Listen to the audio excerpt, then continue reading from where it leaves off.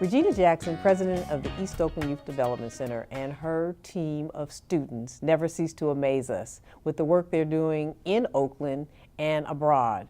This year, I have the pleasure of talking to Regina and a few of the students that travel with her to China under an initiative in the President Obama's administration called Think China 2014. Thank you for joining us. Girl, thank you for having us. Oh my, I can't keep up with you. I can't even believe it's been the 2 years now. You came here in 2013, Think China, and now it's 2014. You have a whole nother group. It's been an amazing journey. Before we get into the whole program, just tell us a little bit about EOYDC for those who don't know, and I don't know how they don't, but Certainly. those who don't know. Certainly, for the past 36 years, we've been developing the social and leadership capacities of young people so they'll be prepared for higher education, employment, and all kinds of leadership opportunities. That's it pretty much in a nutshell: wellness, arts, education, and jobs. Now, so 2013, you took a group to China. That was Yes. the first group. Now, what was the difference between the group in 13 and the group in 2014? Well, my Brother's Keeper initiative happened, and when Congresswoman Barbara Lee asked me to take the journey again, I said, wow, let's put together a wonderful crop of high school students and some college mentors so that they can do some linked learning opportunities and see what kinds of career opportunities might be available to them. So it was 14 young men, 5 college mentees, and a world of change. Tremendous. I'm glad you brought two here, Devontae and Shakir. Yes. Okay, I got just about to. So you're going to tell us about your experience. That's what we really want to hear too, about your experience going to China, because I've never been to China. But I think traveling abroad is so important for our youth, especially in Oakland and urban communities, just to see what actually is happening in the world. So you realize what we're doing here is so myopic to what's the bigger picture, and it exposes you to so much. So can you tell us about your experience? My experience was very humbling because being from Oakland, a lot of us don't get that kind of opportunity to go abroad. So seeing things like the Great Wall, a wonder of the world that I learned about in school, it humbled me. So I really appreciated the opportunity to go. That's great to see it that way, because Yeah. it is. You were it's a special adventure to go. Yeah. And you, I can say Devontae? right now, this is probably the best thing, one of the best things that happened in my life so far. So it was just such a great thing to be able to go out of the country at a young age like me. You know, just learn about different lifestyles, different cultures, different food. Just see how it is to be 17 years old in China. So that was one of the guiding questions that I had going out there, of how it is to be the same age as me living there. China's history has pretty much been uninterrupted. They're like the rare culture. But African American history, of course, our stops at shores, and it's been one of the interrupted ones. So just the difference between the two cultures, how did that reflect with it being specifically African American men going to China? Did you see?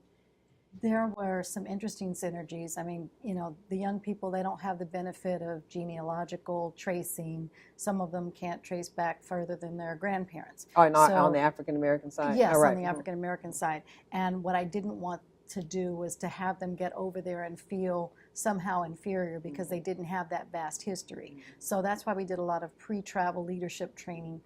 Took them to the White House Summit, took them to Chinatown, to the Chamber of Commerce, so that they could learn about how the Chinese actually immigrated to Oakland and to this country and what challenges they had that are quite similar to those of ours, you know, coming from slavery and building this country, so that they could understand that there are still, you know, even though they have those vast differences around cultural and history, that they have some various similarities, and that diversity makes us stronger. So what was your favorite part about the trip, if you were to say, like, the part that you just, like, this was, wow, I'm glad I did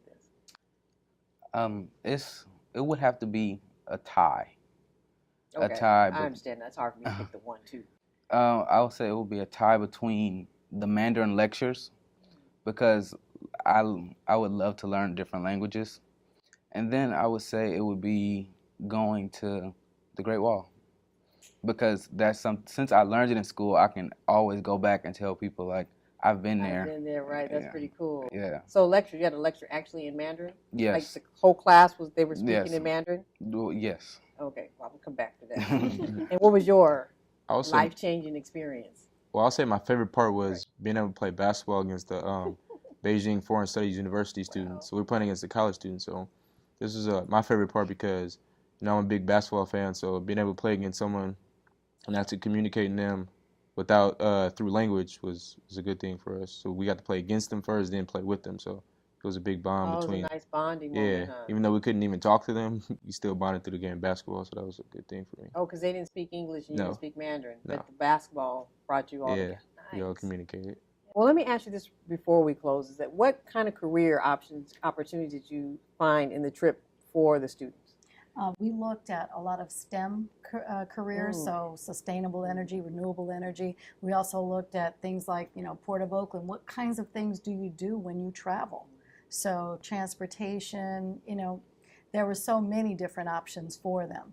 And I think they also learned about culinary arts. They did food. Oh, They right. made art, pieces and ceramics.